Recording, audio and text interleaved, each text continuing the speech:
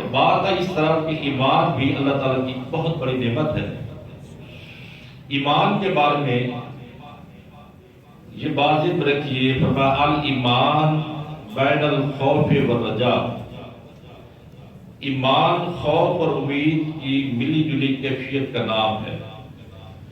دل میں اللہ کا ڈر اور خوف بھی ہو اور اس کی رحمت کی امید بھی ہو۔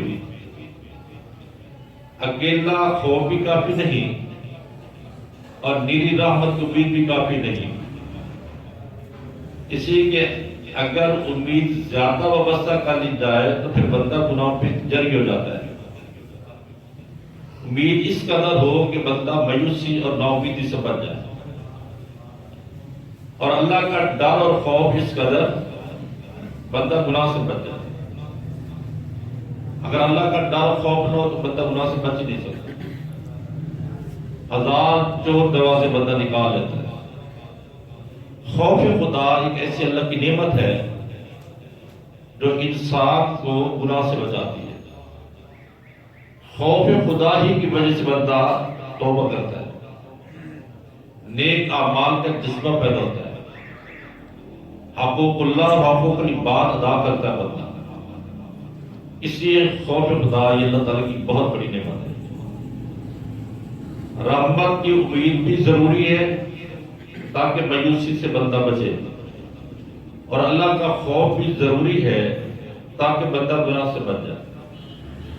تو الایمان بین الخوف والرجاء، ایمان خوف اور رجاء امید کا نام ہے۔ اب یہ اللہ تعالیٰ سے امید ہم کیسے قائم کر سکتے ہیں، وابستہ کر سکتے ہیں، یا اللہ تعالیٰ سے امیدیں کیسے بڑھا سکتے ہیں، اس کا طریقہ کار کیا ہے؟ اس کے دو طریقے ہیں۔ ایک طریقہ تو یہ ہے کہ اللہ تعالیٰ کی جتنے بھی احسانات ہیں، انعامات ہیں، ان کو آپ یاد کریں۔ تو یہ ہمارے اپنا وجود اور وجود کا ایک ایک انگ اور عضو اللہ تعالیٰ کی عظیم نعمت ہے۔ آپ آنکھ کی قدروں سے پوچھو نا جو نبی نے، اور اسی طریقے سے آپ جا کر پوچھیں کانوں کی قدر ان لوگوں سے جو بہرے ہیں، سن نہیں سکتے، اور زبان کی قدر ان سے پوچھیں جو گونگے، اور پاؤں کی قدر لمبے لودوں سے پوچھیں، اور عقل اور شعور کی قدر پاگل اور دیوانوں سے پوچھیں۔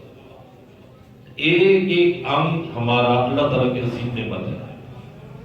پھر یہ پوری کائنات میں اللہ تعالیٰ کی نعمتوں میں ایک دسترخوان ہے جو بچھا ہوا ہے، زمین سے لے کر آسمان تک، فرش سے لے کر عرش تک، یہ کل کائنات ہمارے مفاد کے لیے پیدا کی گئی ہے۔ یہ الگ بات ہے کہ ان کے فوائد ہمیں معلوم ہوں یا نہ ہو، لیکن یہ ساری کائنات ہماری خدمت کے لیے پیدا کی گئی ہے۔ جب بندہ ان احسانات کو اور انعامات کو سوچتا ہے نا، تو بندے کے دل میں یہ احساس پیدا ہو جاتا ہے کہ جس پروردگار نے بن مانگے مجھے اتنی نعمتیں عطا فرمائی، آئندہ بھی وہ مجھے تنہا نہیں چھوڑے گا، مجھے محروم نہیں کرے گا۔ اس کو حسن ظن کہتے ہیں۔ بندے کا اللہ کے بارے میں اچھا گمان ہو جاتا ہے کہ نہیں، وہ میرا پروردگار بڑا رحیم کریم ہے، 70 ماؤں سے زیادہ محبت کرنے والا، وہ مجھے بے سہارا نہیں کرے گا، مجھے رسوا نہیں کرے گا۔ تو یوں بندہ سوچتا ہے، اور اللہ تعالیٰ کا فرمان ہے حدیث قدسی، آنا عند ظن عبدی بی، میں اپنے بندے کے گمان کے مطابق فیصلہ کرتا ہوں۔ جیسے میرا بندہ میرے بارے میں گمان رکھتا ہے، میرا فیصلہ اس کے آگے وہی ہوتا ہے۔ اس پر ایک واقعہ سماعت کریں۔ یحییٰ بن اقسم رحمہ اللہ ایک بہت بڑے محدث گزرے۔ جب وہ فوت ہوئے اور انہیں قبر میں رکھا گیا تو ان سے سوالات ہوئے، اور بعد میں کسی اور بزرگ کو وہ خواب میں ملے، انہوں نے ان سے پوچھا کہ سناؤ اللہ تعالیٰ کے سامنے جب آپ کی پیشی ہوئی تو پھر کیا بنا؟ اب ان کا جواب سنو۔ کہنے لگے کہ اللہ تعالیٰ کی بارگاہ میں مجھے پیش کیا گیا، اللہ تعالیٰ نے بڑی سختی کے ساتھ مجھ سے پوچھا کہ یہ گناہ بھی آپ نے کیا تھا، یہ عمل بھی آپ نے کیا تھا، یعنی مجھ سے سوالات ہوئے اور بڑی سختی کے ساتھ۔ تو میں نے کہا کہ اللہ، میرا جو گمان آپ کے بارے میں تھا میرے ساتھ معاملہ اس کے برعکس ہو رہا ہے۔ تو اللہ نے فرمایا کہ آپ نے کیا گمان رکھا تھا میرے بارے میں؟ اپنے حدیث کی سند نقل کی، مجھے میرے استاد عبدالرزاق نے بتایا، عبدالرزاق کو ان کے استاد معمر نے بتایا، معمر کو ان کے استاد امام زہری نے بتایا، امام زہری کو حضرت انس رضی اللہ عنہ نے بتایا، ان کو اے اللہ تیرے محبوب نے ارشاد فرمایا، اور ان کو جبرائیل علیہ السلام نے بتایا، اور جبرائیل کو آپ نے فرمایا کہ میرا بندہ میرے بارے میں جو گمان رکھتا ہے میں اس کے گمان کے مطابق فیصلہ کرتا ہوں۔ تو میرا آپ کے بارے میں گمان تو یہی تھا کہ آپ مجھے معاف کر دیں گے، تو آپ نے الٹا مجھ سے سخت سوالات شروع کر دیے۔ اللہ نے فرمایا کہ عبدالرزاق نے بھی سچ کہا، معمر نے بھی سچ کہا، امام زہری نے بھی سچ کہا، میرے محبوب نے بھی سچ فرمایا، جبرائیل علیہ السلام نے بھی سچ کہا، اور میں بھی سچ کہتا ہوں کہ میں بندے کے گمان کے مطابق فیصلہ کرتا ہوں، تم چلے جاؤ، ہم نے آپ کو معاف کر دیا۔ تو بندہ جیسے اللہ کے بارے میں گمان کرتا ہے اللہ تعالیٰ ویسے اس بندے کے ساتھ معاملہ فرماتے ہیں۔ تو جب بندہ اللہ تعالیٰ کی رحمت کے بارے میں سوچتا ہے نا تو اچھا گمان پیدا ہوتا ہے جو کہ علامت ایمان ہوا کرتی ہے۔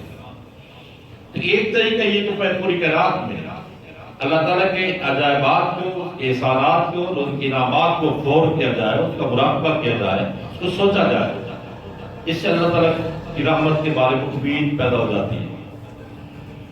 دوسرا کام یہ ہے کہ قرآن مجید میں اور احادیث مبارکہ جو اللہ تعالیٰ کی رحمت کا بیان ہے اس کا مطالعہ کیا جائے، اسے پڑھا جائے یا سنا جائے۔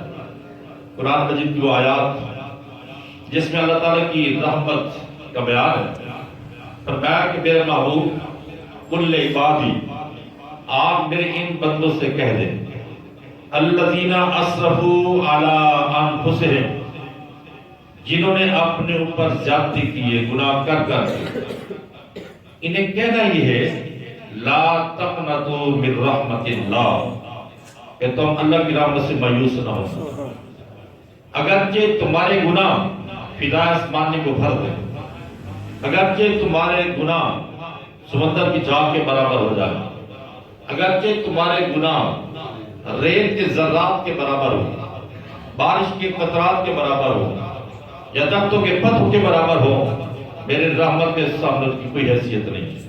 لا تقنطوا من رحمت اللہ، اللہ کی رحمت سے مایوس نہ ہو۔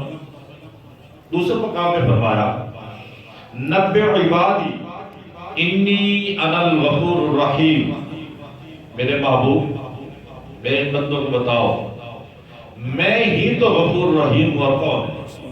اس کا کیا مطلب ہے؟ آپ ان کو آگاہ کریں، بتائیں، اعلان کریں کہ میں ہی غفور رحیم ہوں۔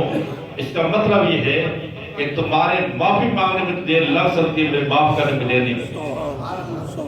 جب بندہ اس طرح کی آیات وہ پڑھتا ہے، اس میں غور کرتا ہے، بندے کو ایک خوشی، امید کی کرن دل میں پیدا ہوتی ہے کہ پروردگار ضرور ہمارے گناہوں کو معاف فرما دے۔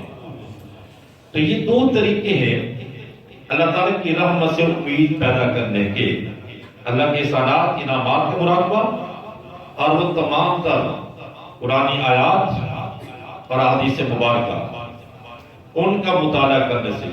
ایک دو حدیث سے سماعت کر لیجیے۔ حدیث شریف میں آتا ہے کہ جس وقت اللہ تعالیٰ نے شیطان کو رادہ دگا کیا، اس شیطان نے اللہ تعالیٰ کے سامنے چیلنج کرتے ہوئی بات کہی، اے اللہ اس آدم کی وجہ سے آپ نے مجھے رادہ درگاہ کیا، میں اس کی نسل سے انتقام لوں گا، جب تک ان کے سینے میں، ان کے بدن میں جان رہے گی، میں ان کے ایمان پہ ڈاکے ڈالتا رہوں گا، انہیں گمراہ کرنے کی کوشش کرتا رہوں گا، اور جاتے حق سے ان کو ہٹاؤں گا، پورا زور لگاؤں گا۔ تو یہ چیلنج دیا شیطان۔ تو اللہ تعالیٰ نے جواب میں فرمایا کہ مردود دفع ہو جا، مجھے اپنی عزت اور جلال کی قسم، جب تک میرے بندوں کے دل میں، سینے میں اور بدن میں جان رہے گی، یہ مرتے مرتے بھی اگر توبہ کر لیں گے تو میں ان کی توبہ قبول کر کے گناہوں کو معاف کر دوں گا۔